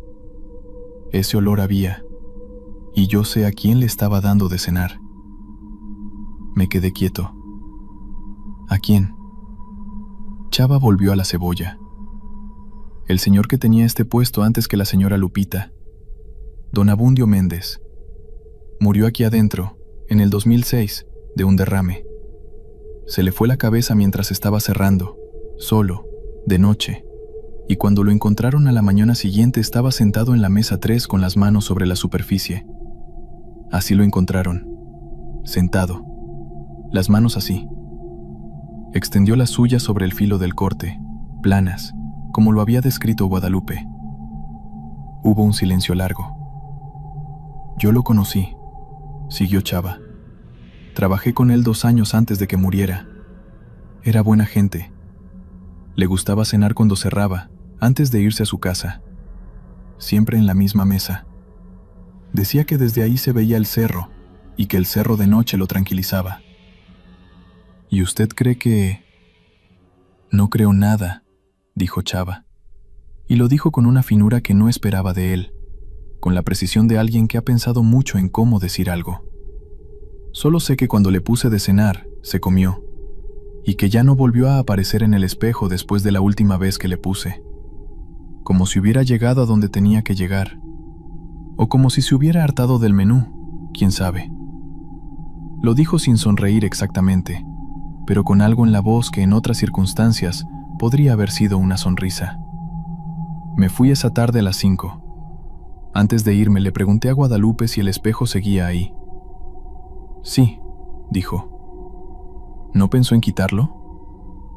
Me miró como si la pregunta fuera ligeramente absurda. ¿Para qué? El espejo no hizo nada malo. Solo mostró lo que había. Los espejos no inventan, usted sabe. Los espejos nada más reflejan. Manejé de regreso por la carretera estatal 30, las curvas cerradas, el barranco a la derecha, la pared de roca a la izquierda. Iba pensando en lo que había dicho Chava. Los espejos nada más reflejan. No, eso lo había dicho Guadalupe. Chava había dicho que don Abundio desde esa mesa veía el cerro, y que el cerro de noche lo tranquilizaba. En algún punto de la carretera, sin saber bien por qué, miré el espejo retrovisor. Vi la carretera detrás de mí oscureciendo con el atardecer. Vi las curvas cerrándose. Vi el asfalto extendiéndose hacia atrás, hacia donde había venido. Y por un segundo, solo un segundo, en el asiento trasero vacío de mi coche, vi las manos, planas sobre el asiento, con las venas marcadas, con algo oscuro bajo las uñas. Volteé. No había nada. La carretera detrás de mí estaba vacía. El asiento trasero, vacío. Aceleré, y no volví a mirar el retrovisor en los siguientes 40 kilómetros. No sé qué vi. No sé si vi algo. No sé si el cansancio y la historia y la luz que se iba hicieron que mi cerebro construyera algo que no existía. Probablemente eso. Casi seguro eso. Casi. Lo que sí sé es que esa noche, cuando llegué a mi departamento, centraré las cosas con la luz de todas las habitaciones encendida, y que miré el espejo del baño antes de usarlo, primero desde la puerta, desde lejos, antes de acercarme, para asegurarme de que el único reflejo ahí dentro era el mío. Y que desde ese día, cuando estoy en algún lugar nuevo por la noche, siempre busco los espejos primero, solo para saber cuántos hay, solo para saber dónde están. Historia 5. Ernesto Bautista Leal llevaba 17 años poniendo tacos en la orilla de la carretera federal 180D, en el tramo que va de Veracruz a Córdoba, exactamente en el kilómetro 247, justo donde la autopista hace una curva larga y la selva empieza a comerse los acotamientos. Nadie en la región lo llamaba por su nombre completo. Era simplemente el Neto de la taquería, el Neto del kilómetro, el hombre del comal que nunca dormía. Su puesto era famoso en toda la zona. Una estructura de lámina galvanizada sostenida por tubos de andamio, con una lona verde y amarilla que alguna vez tuvo los colores vivos, pero que el sol y las lluvias de verano habían ido desvistiendo hasta dejarla en ese tono de cosa vieja que tienen todos los negocios de carretera que llevan demasiado tiempo en el mismo lugar. Había una barra de madera con 5 bancos de metal, una hielera con cervezas y refrescos, y atrás del comal, Ernesto.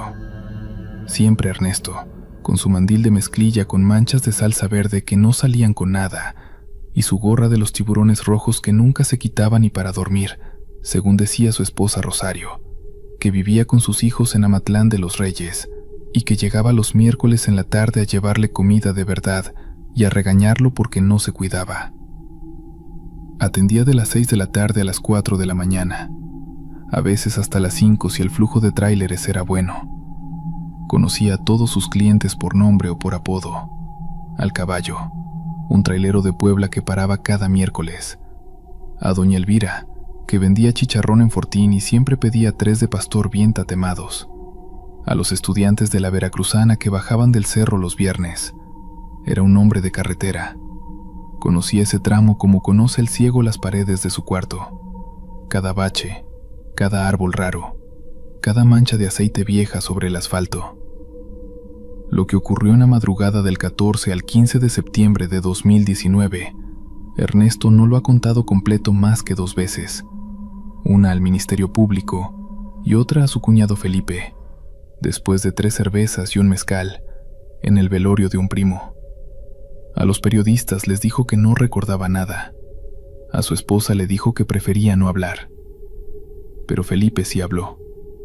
Y otros hablaron también, aunque con cuidado, en voz baja, como se habla de las cosas que no tienen explicación y que por eso dan más miedo que las que sí la tienen.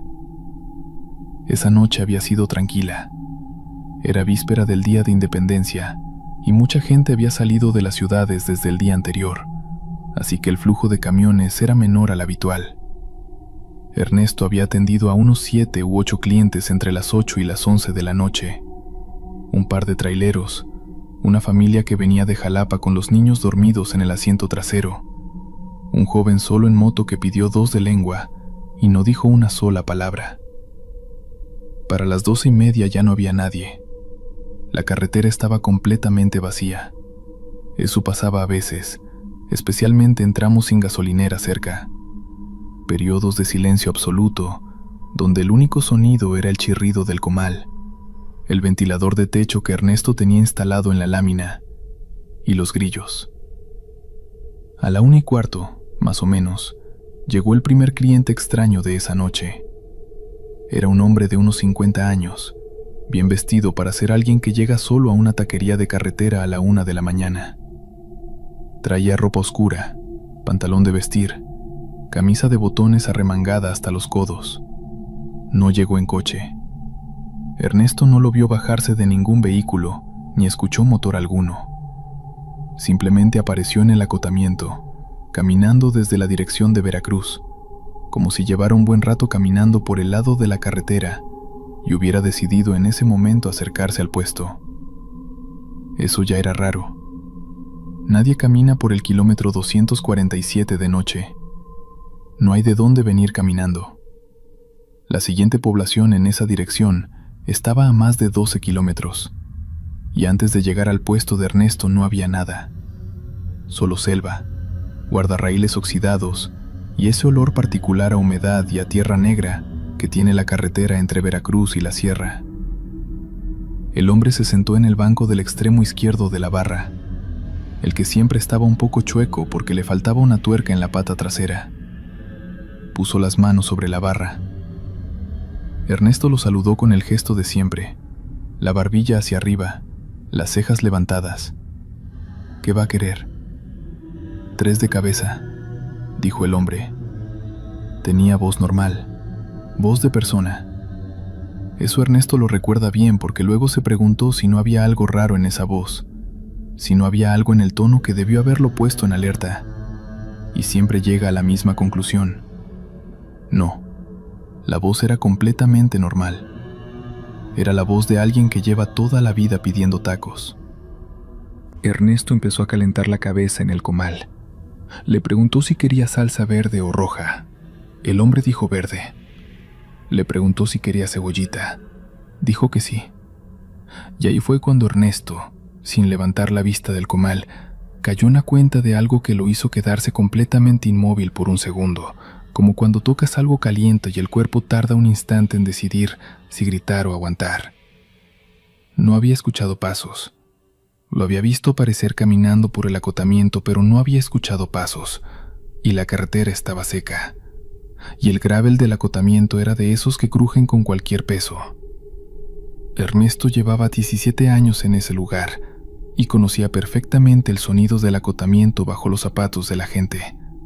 No era posible que alguien se acercara desde esa dirección sin que él escuchara el crujido de la grava. Siguió preparando los tacos. Decidió que quizás estaba cansado y simplemente no había prestado atención. Era la 1:15 de la mañana. Era posible. Le puso los 3 tacos en el plato de ala azul de plástico que usaba para todos los clientes y los deslizó por la barra. El hombre empezó a comer. Comía despacio y sin hacer ruido. No levantó la vista del plato. No habló. Ernesto limpió el comal, acomodó la carne, revisó la salsa. Miró de reojo al hombre un par de veces. Nada raro a simple vista. Era un hombre comiendo tacos, eso era todo. Cuando terminó el tercer taco, el hombre puso las manos de nuevo sobre la barra, planas, con los dedos extendidos, y dijo sin levantar la vista: otros 3, de lo mismo. Ernesto los preparó. El hombre comió igual que los primeros, despacio, en silencio, sin mirar hacia arriba. Y cuando terminó, otra vez las manos sobre la barra y otra vez la misma frase: otros 3, de lo mismo. Para ese momento Ernesto llevaba mirando al hombre, con interrupciones, casi 20 minutos, y había notado algo que no supo cómo procesar. El hombre no sudaba. Era septiembre en Veracruz. Eran las 2 de la madrugada, pero la temperatura seguía arriba de los 28 grados, y la humedad era de esa que se te pega a la piel como plástico. Ernesto tenía el mandil empapado. El ventilador de lámina movía aire caliente. Cualquier persona que hubiera caminado 12 kilómetros por el acotamiento de esa carretera hubiera llegado chorreando. El hombre tenía la camisa completamente seca. No había una sola mancha de sudor. La piel de sus brazos, bajo la manga remangada, brillaba limpia. Siguió pidiendo tacos. Ernesto lo siguió haciendo. Era su trabajo. A veces la gente tenía hambre y comía mucho. Se dijo eso. Se lo repitió. Pero hacia el taco número 12, o quizás el 13, ya no podía seguir diciéndoselo. El hombre había comido más de lo que cabe en un estómago de persona normal y no había dado ninguna señal de saciedad. No había ralentizado. No había suspirado de satisfacción ni había pedido agua, ni se había aflojado el cinturón. Comía con la misma cadencia desde el principio, despacio, en silencio. Terminaba el plato, ponía las manos sobre la barra, pedía más. Y luego Ernesto vio las manos. No sabe en qué momento sucedió el cambio. En algún punto entre el 12º y el 13º taco, las manos del hombre sobre la barra ya no eran las manos de antes. Los dedos eran demasiado largos. No grotescamente, no de manera imposible, sino de esa forma en que algo está mal sin que pueda señalar exactamente qué es lo que está mal, como una fotografía en la que alguien tiene la cabeza demasiado girada para la posición en que está parado. Los nudillos estaban en lugares ligeramente incorrectos. El dedo índice de la mano derecha doblaba hacia atrás un poco más de lo que doblan los dedos de las personas. Ernesto soltó la espátula.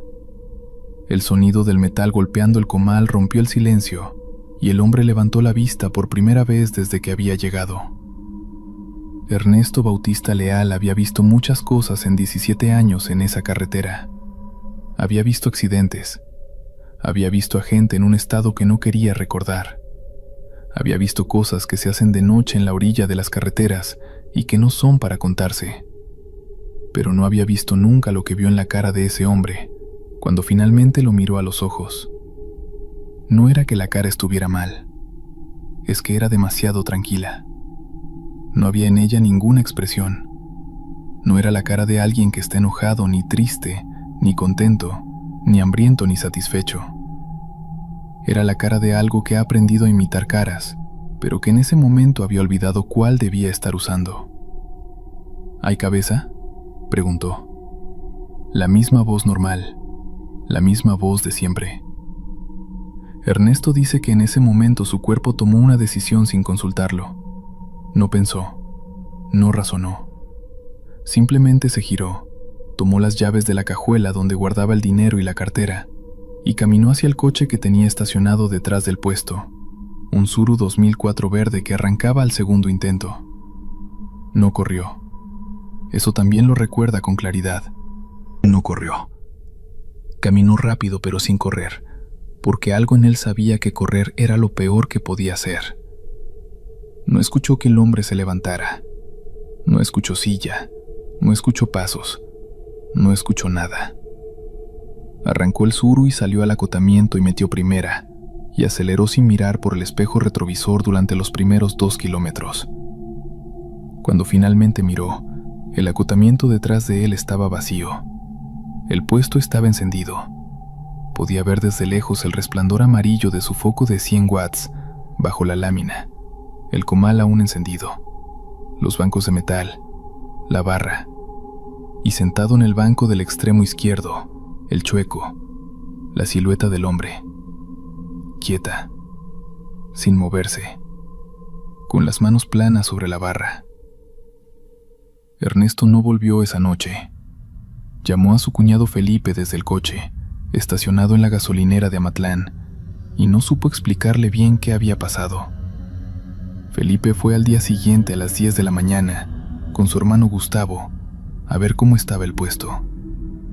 Encontraron el comal apagado, los bancos en su lugar, la barra limpia. Encontraron el plato azul de plástico en el piso, debajo de la barra, roto en 3 pedazos perfectamente iguales. Y encontraron en la barra de madera, en el lugar donde el hombre había tenido las manos durante casi 1 hora, 2 marcas largas y paralelas grabadas en la madera, como si alguien hubiera apretado los dedos con la fuerza suficiente para dejar sus huellas en el roble. Pero no eran huellas de uñas, eran surcos lisos de algo que no tenía uñas. Felipe tomó fotos con el celular. Las tiene guardadas todavía. Alguna gente del pueblo las ha visto y cada quien tiene su teoría. Que era un drogado, que era un borracho muy raro, que era algún tipo de animal que aprendió a caminar erguido, que era algo de lo que no tiene nombre en ningún idioma que la gente quiera usar de noche. Ernesto regresó al puesto 3 semanas después. Limpió todo. Cambió la barra. Arrancó el banco chueco de cuajo y lo tiró a la selva. Siguió poniendo tacos, de las 6 de la tarde a las 4 de la mañana, porque eso era lo que sabía hacer, y porque la renta no se pagaba sola, y porque Rosario tenía razón en que no podía dejar que una cosa sin explicación le quitara el trabajo de 17 años. Pero hay 2 cosas que cambió para siempre. La primera, ya no sirve carne de cabeza. La segunda, si alguien llega caminando por el acotamiento desde la dirección de Veracruz, después de la medianoche, sin haber llegado en coche, Ernesto apaga el comal antes de que ese alguien llegue a la barra. No pregunta, No mira. Apaga el comal, toma las llaves, se mete al suru y espera a que pasen 30 minutos antes de volver. No ha tenido que hacerlo más de 2 veces desde aquella noche. Todavía no sabe si eso es buena o mala señal. Continuamos. Hay una regla no escrita entre los taqueros de carretera que trabajan en la sierra oaxaqueña. Nadie pone su puesto más arriba del kilómetro 38 de la estatal 175, en el tramo que sube desde San Bartolo, Yautepec, hacia Miahuatlán. No es una regla que alguien haya escrito en algún reglamento ni que algún inspector haya impuesto. Es simplemente algo que se sabe. Algo que la gente de la región transmite en voz baja, de cocinero a cocinero, de familia a familia, como se transmiten las cosas que no tienen una explicación limpia, pero que son absolutamente ciertas. Aurelio Jiménez Zárate no era de esa región. Venía de Jutla de Crespo, a casi 90 kilómetros al norte, y había llegado a la sierra siguiendo el consejo de su primo Macedonio, que le había dicho que en ese tramo de la 175 no había competencia y que la gente de los pueblos serranos pagaba bien porque no tenía muchas opciones a la hora de cenar. Aurelio tenía 42 años, 3 hijos, una deuda con el banco por el equipo de cocina y el carácter firme y un poco terco que tienen los hombres que han tenido que luchar por cada cosa que poseen. Llegó un martes de octubre de 2021, con su camioneta Nissan Estaquitas del 98 cargada con el comal, los tanques de gas, la estructura de su puesto de lámina y una hielera con la carne que su esposa Concepción había preparado desde la noche anterior. Se instaló en el kilómetro 41 de la estatal, 3 kilómetros más arriba del límite que nadie había escrito en ningún lado. Los primeros 3 días fueron tranquilos. Vendió razonablemente bien. Trabajadores de las minas del cerro, algunas familias que bajaban a Miahuatlán, un par de camionetas de doble cabina con hombres que no preguntaban el precio antes de pedir y pagaban sin contar el cambio. Nada que le llamara la atención. La sierra oaxaqueña era fría y oscura en las noches de octubre, pero él ya lo sabía y traía chamarra y un calentador de gas pequeño que ponía debajo de la barra cuando el frío bajaba demasiado. El problema empezó la 4ª noche. Esa noche llegó don Cleofas. Aurelio no supo su nombre en ese momento. Lo supo después, cuando ya era tarde para que ese conocimiento le sirviera de algo. En ese momento era simplemente un anciano que llegó caminando desde el lado del cerro, por una brecha de terracería que Aurelio había notado, pero nunca había visto que alguien usara. Un hombre muy viejo, con guaraches de llanta, pantalón de manta blanca y una cobija de cuadros terciada sobre el hombro. Pelo blanco muy largo que le llegaba casi a los hombros, y una cara en la que los años se habían instalado con tanta profundidad que era difícil calcular cuántos eran exactamente. Podía tener 70 o podía tener 110. Se sentó sin que Aurelio lo invitara. Puso las manos sobre la barra. Eran manos de trabajo antiguo, nudosas y oscuras, con tierra incrustada en los pliegues de los nudillos, de una manera que sugería que esa tierra llevaba tanto tiempo ahí que ya era parte de la piel. «Buenas», dijo Aurelio. El anciano asintió. No dijo buenas, no dijo nada. «¿Qué le doy?» «Lo que tenga», dijo el anciano. Tenía acento de zapoteca serrana, esa forma de hablar en la que el castellano suena como prestado, como ropa de alguien más que se usa con cuidado para no maltratarla. Aurelio le sirvió un plato de 3 tacos de carnitas con salsa de chile pasilla y le cobró 20 pesos. El anciano comió despacio y en silencio. Cuando terminó, sacó un billete doblado muchas veces del bolsillo del pantalón y lo puso sobre la barra. Era un billete de 50. Aurelio fue a buscar el cambio, y cuando se dio la vuelta el anciano ya se había levantado.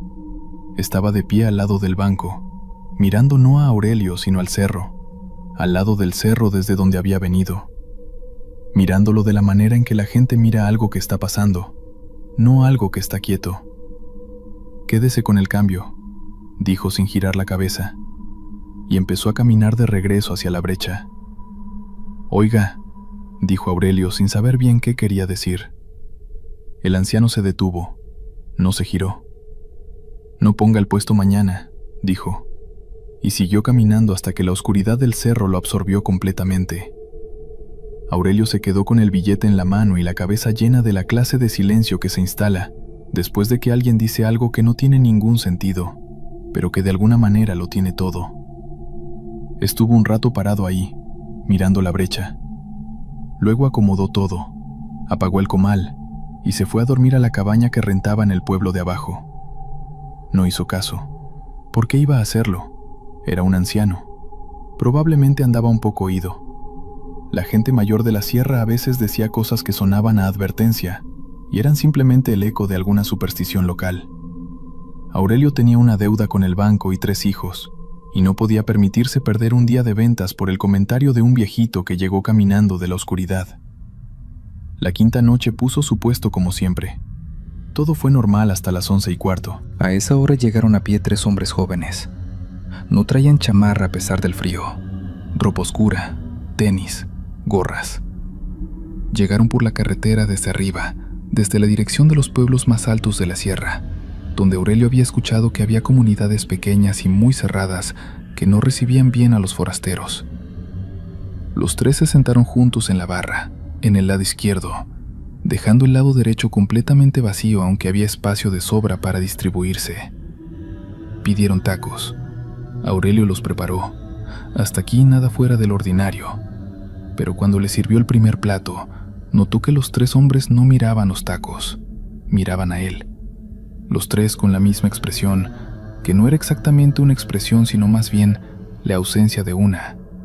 Caras en reposo, sin curiosidad, sin hambre, sin nada de lo que normalmente tiene la cara de alguien que acaba de llegar a cenar después de caminar por una sierra fría. ¿Cómo se llama?, preguntó el que estaba en el centro. Aurelio, dijo Aurelio. ¿Y de dónde es? De Jutla. Los 3 asintieron al mismo tiempo, exactamente al mismo tiempo, con exactamente el mismo movimiento de cabeza. Eso hizo que algo en el estómago de Aurelio se apretara de una manera que él describiría después como el apretar de una mano fría alrededor de algo que uno necesita para vivir. ¿Y cuándo se va?, preguntó el del centro. Había algo en esa pregunta. No era una pregunta de conversación, era una pregunta que pedía una fecha. No sé, dijo Aurelio. El negocio está yendo bien. Aquí no va a ir bien, dijo el del centro. Lo dijo sin ningún tipo de amenaza en la voz, sin agresividad, sin el tono de quien está tratando de asustar a alguien. Lo dijo de la misma manera en que se dice que va a llover, porque el cielo tiene ese color particular, o que la cosecha no va a servir porque la helada llegó tarde, como un hecho que ya ocurrió, aunque todavía no haya terminado de pasar. Los 3 comieron en silencio después de eso. Comieron rápido, a diferencia de la noche anterior con el anciano. Cuando terminaron, el del centro puso dinero sobre la barra, exacto, contado al centavo, sin que Aurelio hubiera dicho el precio. Y los 3 se levantaron al mismo tiempo, como si alguien hubiera dado una señal que Aurelio no había escuchado, y empezaron a caminar de regreso hacia la parte alta de la carretera. Aurelio los miró alejarse. En determinado punto, los faros de una camioneta que bajaba de la sierra los iluminaron por un segundo, y Aurelio vio sus sombras proyectadas sobre el asfalto. Eran sombras normales, alargadas por el ángulo de los faros, pero había algo en ellas que no cuadraba con la posición de los cuerpos. Las sombras no apuntaban en la dirección correcta. No era algo dramático ni obvio. Era la clase de error milimétrico que el ojo capta antes de que el cerebro tenga tiempo de procesarlo y rechazarlo como imposible. 1 grado, quizás 2, de desfase entre la figura y su sombra. La camioneta pasó. Las sombras desaparecieron con la luz. Aurelio cerró más temprano que de costumbre. Esa noche no durmió bien. Pensó en el anciano y en lo que había dicho. Pensó en los 3 jóvenes y en sus sombras equivocadas. Pensó en la deuda con el banco. Al final ganó la deuda, como siempre gana la deuda, y la mañana siguiente se convenció de que estaba dándole demasiadas vueltas a cosas que tenían explicaciones simples. El anciano era supersticioso. Los jóvenes eran extraños porque la sierra produce gente extraña. Las sombras las había visto mal porque estaba cansado y el ángulo de los faros hacía cosas raras sobre el asfalto mojado. La sexta noche fue la última. Había estado lloviendo desde la tarde y el frío había bajado todavía más, así que la afluencia era mínima. Para las 10 de la noche, Aurelio llevaba 3 horas sin ver un solo cliente y estaba a punto de cerrar temprano cuando escuchó el sonido. Venía del cerro, de la misma brecha por donde había llegado el anciano. No era un sonido que pudiera describir con una sola palabra. Era una combinación de cosas que no deberían estar juntas. Había algo que sonaba vagamente como voces, pero con una cadencia que no correspondía a ningún idioma que él conociera.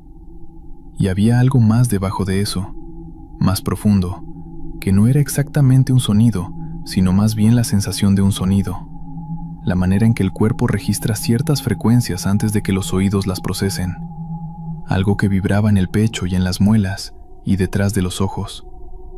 Aurelio se quedó inmóvil con la espátula en la mano. El sonido duró quizás 40 segundos, luego se detuvo de golpe, como se detiene una grabación.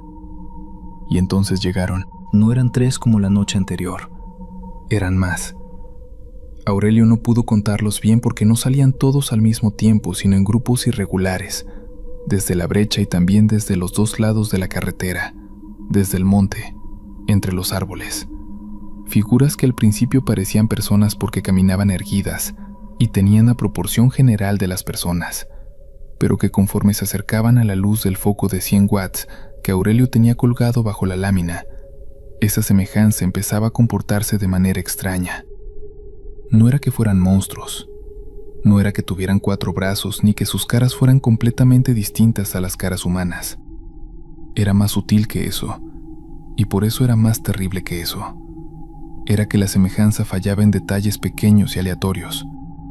En uno fallaba la manera en que sostenía los brazos al caminar, en otro fallaba el ritmo de los pasos, que era ligeramente simétrico de una forma que ninguna persona real camina.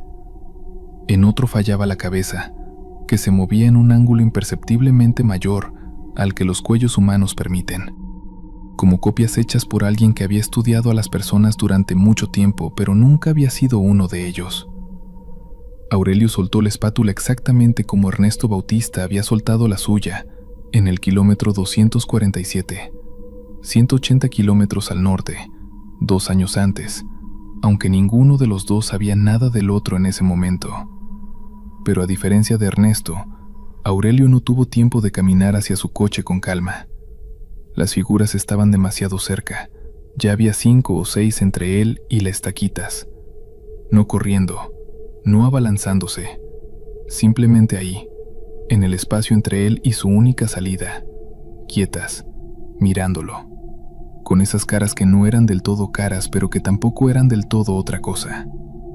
El del centro, el mismo que había hablado la noche anterior, estaba a 3 metros de la barra. Le dijimos, dijo.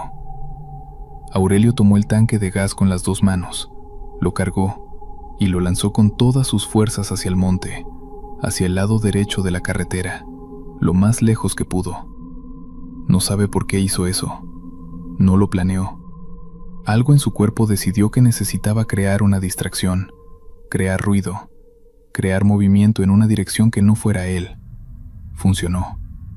No en el sentido de que las figuras se asustaran o huyeran. Funcionó en el sentido de que durante el segundo y medio que tardaron en girarse a mirar hacia donde había caído el tanque, Aurelio salió de detrás del comal, corrió hacia las estaquitas, abrió la puerta de un jalón y metió la llave y arrancó con el motor todavía frío, y metió reversa, y salió al asfalto sin encender los faros, y metió primera y aceleró cuesta abajo por la 175 sin mirar una sola vez hacia atrás. Manejó 40 minutos sin detenerse. Cuando llegó a la entrada de San Bartolo Yautepec, frenó en el arcén y vomitó por la ventanilla del conductor. Le temblaban las manos de una manera que no podía controlar. Tardó 20 minutos en poder marcarle a Concepción, y cuando lo hizo no supo qué decirle excepto que estaba bien y que no iba a volver. Nunca volvió. El comal, los bancos, la estructura de lámina, la hielera y la mitad de la carne que no había vendido se quedaron en el kilómetro 41 de la estatal 175. Algún vecino de los pueblos de arriba se llevó lo que servía. Las lluvias de noviembre oxidaron lo que quedó. Para enero ya no había casi nada. La deuda con el banco la fue pagando despacio, con un puesto nuevo que instaló en la periferia de Ejutla, bien adentro del pueblo, en una esquina iluminada con faroles municipales donde había casas a los 4 lados y vecinos que lo conocían por nombre. Lo que nunca le dijo a Concepción, lo que les contó solamente a su hermano Macedonio y a un compadre de confianza, fue lo que encontró cuando llegó esa última noche al kilómetro 41 y abrió la cajuela de las estaquitas para sacar el calentador de gas. En la cajuela, sobre la loneta gris que cubría la llanta de repuesto, había algo que no estaba ahí cuando él había cargado la camioneta esa mañana. Era una tortilla de maíz azul, perfectamente doblada en 4, todavía tibia, y encima de la tortilla, colocadas con un cuidado que resultaba obsceno por lo meticuloso, 3 piezas de lo que Aurelio reconoció inmediatamente como carne de res cocinada, bien sazonada, con el olor exacto a chile pasilla y hierba santa que tenía su propia salsa, la que Concepción preparaba desde la noche anterior, la que nadie más sabía hacer de esa manera exacta, como si alguien hubiera querido devolverle el favor, como si alguien hubiera estado mirando cómo cocinaba desde el principio, como si llevar toda la semana aprendiendo. La cajuela la limpió con agua hirviendo y cloro 3 veces antes de volver a usarla. El olor a chile pasilla tardó 2 meses en irse por completo, o eso dice él. Su hermano Macedonio fue al kilómetro 41 una semana después de los hechos. Quería ver si quedaba algo recuperable del equipo, alcanzado los árboles helado, y encontró, trazadas en el asfalto frente a donde había estado la barra, marcas que fotografió con el celular y que luego borró porque le producían una incomodidad que no sabía dónde poner.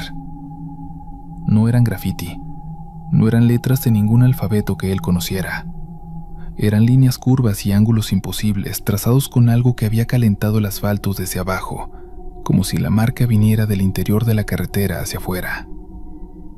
Cuando le preguntó a don Cleofás, el anciano que vivía en el pueblo más cercano y que conocía esa sierra desde hacía más de 70 años, ¿qué eran esas marcas? El viejo se tomó su tiempo antes de responder. «Es una cuenta», dijo finalmente. «¿Una cuenta de qué?», preguntó Macedonio. Don Cleofás miró hacia el cerro un momento. «¿De cuántos?», dijo. Y no dijo más. Vamos con la última historia. Hay noches en que la carretera respira. Los taqueros de la Federal 85, en el tramo que atraviesa el corazón seco de Tamaulipas entre Ciudad Victoria y Matamoros, lo saben aunque no lo digan. Lo sienten en la manera en que el viento cambia de dirección sin razón, en cómo los animales del monte dejan de hacer ruido en determinadas horas, en esa sensación específica de ser observados desde la oscuridad que está más allá del alcance del foco. No es algo que se mencione entre clientes, es algo que se carga en silencio, como se cargan todas las cosas que no tienen nombre apropiado. Guadalupe Reséndiz Montes llevaba 11 años cargando eso. Su puesto, Tacos Lupita, era conocido en toda la región por 2 cosas: la salsa borracha que hacía con chile cascabel y mezcal de Tamaulipas según la receta de su madre, y porque nunca cerraba. 24 horas, los 7 días, los 365 del año.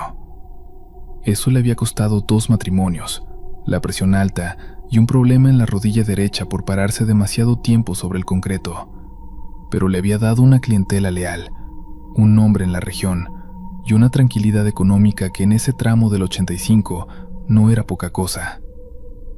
Tenía 47 años, pelo negro con las primeras canas empezando a ganar terreno y una manera de mirar a la gente que su segundo ex esposo describía como de radiografía. Te veía y ya sabía qué ibas a pedir antes de que lo dijeras. El turno de madrugada lo cubría ella misma. Siempre. Había tenido ayudantes a lo largo de los años, pero ninguno aguantaba las horas más oscuras, de 2 a 5 de la mañana, cuando el frío del desierto bajaba a niveles que hacían crujir los huesos y la carretera quedaba completamente vacía por periodos de hasta 1 hora. Guadalupe lo aguantaba porque era su negocio y porque, decía, Le gustaba el silencio de esas horas. Había algo honesto en ese silencio, algo limpio. La madrugada en la carretera era el único momento del día en que nadie le pedía nada. La noche del 3 de febrero de 2023 llovía. Llovía de esa manera que tiene el norte, sin anunciarse, sin relámpagos, sin el drama del trópico. Simplemente en determinado momento, el aire empezaba a pesar más, y luego caía el agua fría y diagonal, y lo mojaba todo con una eficiencia silenciosa y completamente indiferente. Guadalupe había extendido la lona de plástico transparente que usaba para los días de lluvia, esa que amarraba a los tubos del puesto y que convertía el espacio en algo parecido a un invernadero improvisado, húmedo y tibio por el calor del comal. Eran las 2:22 de la mañana cuando su celular perdió señal. No era raro. Esa parte del 85 tenía zonas muertas que dependían del clima y la lluvia siempre empeoraba la recepción. Guadalupe lo revisó, vio las barras en cero, lo guardó en el delantal. No le preocupó. 10 minutos después se fue la luz. Eso sí era más raro. El transformador del que dependía su instalación eléctrica estaba en un poste a 50 metros del puesto, y en 11 años había fallado 4 veces, siempre por tormentas eléctricas. Esa noche no había relámpagos. Guadalupe esperó 1 minuto, 2. La oscuridad era total. La lluvia sobre la lona de plástico hacía un ruido de tambor constante que de pronto, sin la luz y sin la música del radio que siempre tenía puesto en estéreo Tamaulipas, sonó mucho más alto de lo que debería. Sacó la linterna del cajón de abajo, esa que guardaba junto con el dinero de reserva y el número del mecánico. La encendió. Luz amarilla, suficiente para ver el puesto pero no mucho más allá. Fue al cajón de herramientas, sacó las veladoras que guardaba para exactamente este tipo de emergencias. 4 veladoras de vaso rojo que colocó en los 4 extremos de la barra y encendió una por una. La luz era cálida y escasa y hacía que las sombras se movieran de maneras que la luz blanca del foco nunca hacía. Guadalupe se dijo que iba a esperar media hora. Si en media hora no volvía la luz, cerraba y se iba a dormir. Las deudas podían esperar media hora. Empezó a limpiar el comal con el trapo. Actividad de madrugada, actividad de manos ocupadas, de no pensar demasiado en el silencio. A las 2:48 escuchó el coche. Lo escuchó antes de verlo. Ese sonido específico de un motor que viene a velocidad reducida, tanteando. El tipo de motor que se escucha cuando alguien está buscando algo en la orilla de la carretera. Los faros aparecieron desde el norte, desde la dirección de Ciudad Victoria, y fueron ralentizando hasta detenerse justo frente al puesto. Era un sedán oscuro. Guadalupe no supo el modelo ni la marca con certeza, pero le pareció viejo, de esa época en que los coches tenían líneas más rectas y los faros eran redondos. Los faros se apagaron. El motor se apagó. Y durante un momento que Guadalupe estima en casi 1 minuto completo, no pasó absolutamente nada. El coche estaba ahí, quieto, con el parabrisas cubierto de lluvia, y no se abría ninguna puerta. Guadalupe siguió limpiando el comal. Era un negocio de carretera. La gente llegaba de todas las maneras posibles a todas las horas posibles, y a veces se tomaba su tiempo antes de bajar. Quizás estaban terminando una llamada, quizás estaban revisando algo. No había razón para que la pusiera nerviosa un coche parado, pero sí la ponía nerviosa. Lo que vino después fue lo que ella describió a la gente del Ministerio Público como lo que hizo que todo cambiara. La puerta del conductor se abrió. Salió una mujer. Guadalupe calculó entre 35 y 40 años, chamarra oscura, pantalón oscuro, pelo recogido, cara que la lluvia y la luz de veladora hacían difícil de leer con precisión. Caminó hacia el puesto sin apresurarse, sin cubrir su cabeza de la lluvia, dejando que la llovizna le mojara el pelo y los hombros, como si no lo notara, o como si le resultara completamente irrelevante. Se sentó en la barra. «Buenas», dijo Guadalupe. «Buenas», dijo la mujer. Hasta aquí, nada. Una cliente solitaria de madrugada en el 85, en el puesto abierto más cercano a Ciudad Victoria a esa hora. No era la primera y no sería la última. ¿Qué le pongo?, preguntó Guadalupe. La mujer puso las 2 manos sobre la barra y miró el comal. Tenía las manos pequeñas. Tenía las uñas muy cortas, casi inexistentes, como las uñas de alguien que las muerde o de alguien que trabaja con las manos en algo que no las deja crecer. Miró el comal un momento y luego levantó la vista hacia Guadalupe y sonrió. Era una sonrisa normal, dientes normales, cara normal con sus proporciones normales. Guadalupe lo revisó todo con sus ojos de radiografía, porque en ese momento ya algo dentro de ella estaba revisando, aunque no sabía bien qué era lo que buscaba. «Lo que tenga caliente», dijo la mujer. Guadalupe puso 3 de pastor en el comal. Calentó tortillas, echó cilantro, cebolla, una cucharada generosa de la salsa borracha. Puso el plato frente a la mujer. La mujer comió. Y fue durante esos primeros minutos en que la mujer comía y Guadalupe limpiaba, y la lluvia seguía cayendo sobre la lona y las veladoras de vaso rojo parpadeaban con la corriente de aire. Fue exactamente durante esos minutos de aparente normalidad absoluta cuando Guadalupe empezó a notar las cosas. No de golpe, no como una revelación, sino de la manera más perturbadora posible, una a la vez, con intervalos de calma entre cada una, como si algo estuviera midiendo cuánto podía mostrarle antes de que ella reaccionara. Lo primero que notó fue el coche. En el parabrisas del sedán oscuro, la lluvia había ido limpiando la suciedad de viaje, y ahora Guadalupe podía ver, desde el puesto, a través del vidrio mojado, que en el asiento trasero había algo. No una persona, no un bulto de equipaje. Era difícil precisar porque la lluvia distorsionaba todo, y la única luz era la de las veladoras.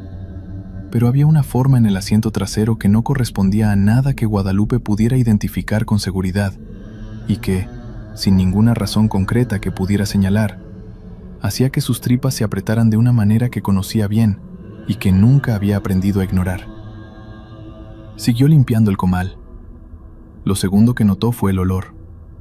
Había algo debajo del olor normal del puesto, debajo del chile, del cilantro, de la grasa del pastor, de la humedad de la lona. Algo que Guadalupe describió después como tierra mojada pero vieja, tierra de adentro, no de afuera. No era un olor fuerte, era persistente. Venía de la dirección de la mujer, o quizás de la dirección del coche, o quizás de ningún lugar en particular, y estaba simplemente ahí, instalado, como si hubiera llegado antes que la mujer y estuviera esperándola. La mujer terminó los 3 tacos. Puso las manos sobre la barra. «Otros 3», dijo. Guadalupe los hizo. Los sirvió. La mujer comió. Y fue en este segundo plato cuando ocurrió lo tercero, y lo tercero fue lo que rompió todo.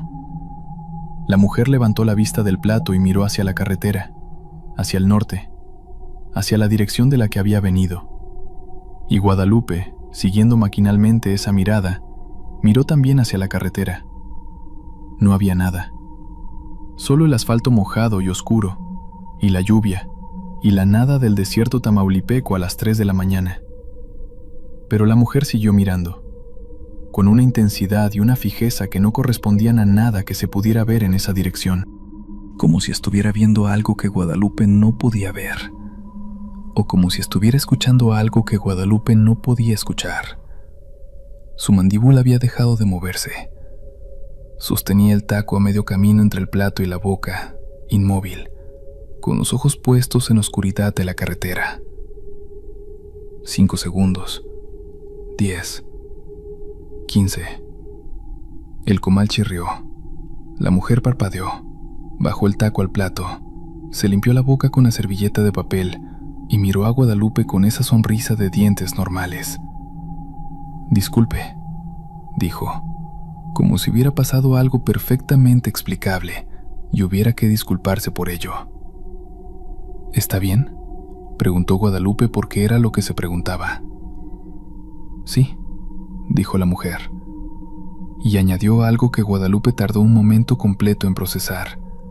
ese momento de silencio en el que el cerebro recibe una información y necesita tiempo antes de decidir cómo reaccionar.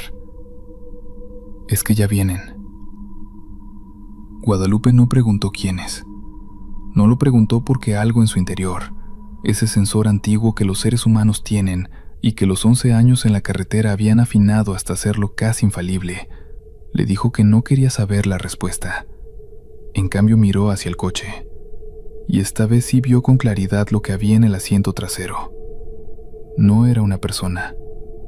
Era demasiado quieto para ser una persona, incluso una persona dormida. Era una figura que ocupaba el asiento trasero en una posición que no era sentada ni recostada, sino algo intermedio que ningún cuerpo debería poder adoptar de manera cómoda. Y aunque Guadalupe no podía ver la cara desde donde estaba, podía ver que la figura tenía vuelta la cabeza hacia el puesto, hacia ella. Había estado mirándola todo el tiempo. Guadalupe dejó el trapo sobre el comal. Lo dejó con mucho cuidado, muy despacio, como se deja algo en una habitación donde hay un animal dormido que no debe despertar. Y con esa misma calma que no era calma, sino la máscara que el cuerpo pone sobre el pánico cuando sabe que el pánico es un lujo que no puede permitirse, sacó el celular del delantal. Sin señal, lo guardó. Miró a la mujer. La mujer la miraba a ella. Ya no sonreía. «Cierra el puesto», dijo la mujer. No lo dijo como una amenaza. Lo dijo como se dice algo que se está haciendo un favor al decirlo, con esa amabilidad específica de quien comparte información que le costó algo conseguir. «¿Por qué?», escuchó Guadalupe decir con su propia voz, y le sorprendió que saliera tan firme. La mujer no respondió de inmediato.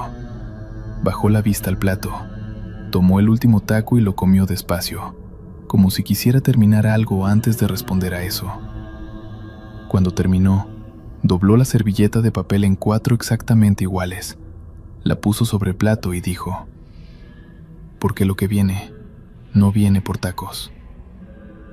Guadalupe Reséndiz Montes había sobrevivido 11 años en el 85. Había sobrevivido 2 maridos, la presión alta, la rodilla, y las cosas que pasan en las carreteras del norte que no se cuentan en voz alta. Era una mujer que no huía. Era una mujer que se plantaba. Esa noche no se plantó. Apagó las 4 veladoras. Las apagó con los dedos, una por una, sin quemarse, con esa habilidad que da la costumbre.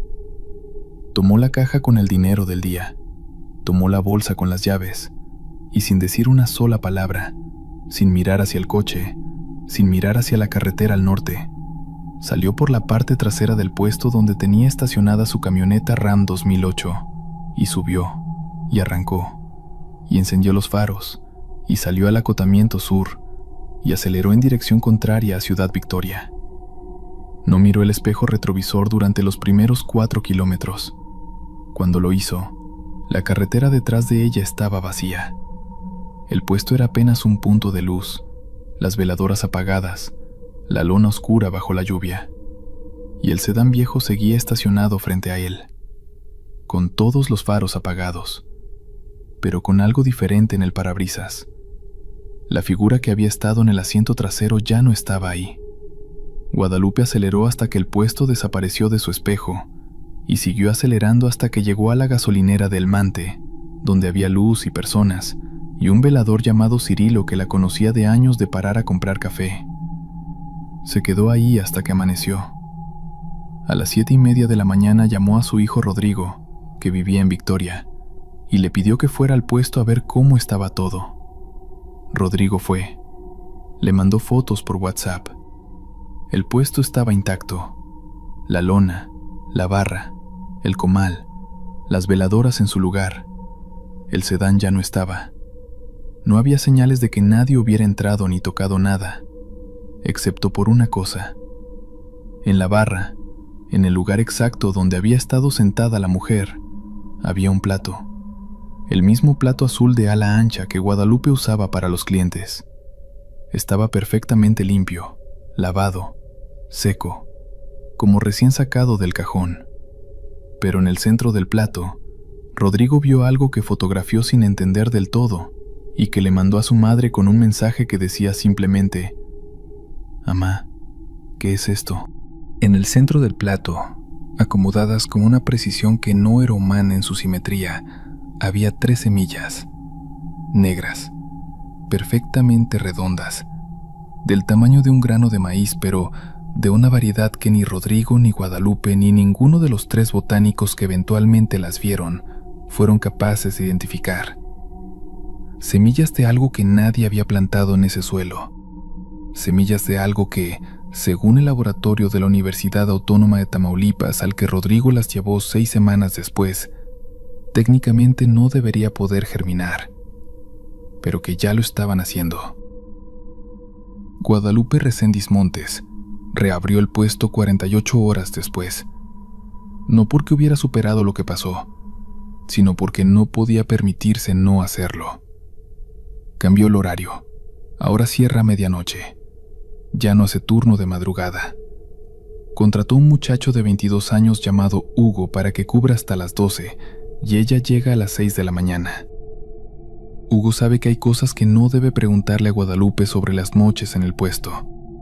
Se lo explicaron el primer día y lo entendió sin necesitar que se lo explicaran 2 veces. Lo que nadie le explicó, porque nadie sabía que necesitaría saberlo, fue porque algunas noches, en el asfalto frente al puesto, aparece una mancha de humedad con la forma exacta de 2 pies descalzos que no corresponde a ninguna lluvia que haya caído y que desaparece completamente antes de que amanezca. La mujer del sedán nunca volvió, pero cada tercer martes de mes, sin falta, sin excepción, sin importar si hay luna o hay noche cerrada, o hay lluvia o sequía, amanece sobre la barra un plato limpio y seco, sin nada dentro, solo el plato, esperando. Si llegaste hasta el final de estos relatos, deja tu comentario para yo saber quiénes eran las o los valientes que escucharon todo el relato completo. Y bueno, nos vemos en otro capítulo de este episodio. Hasta la próxima.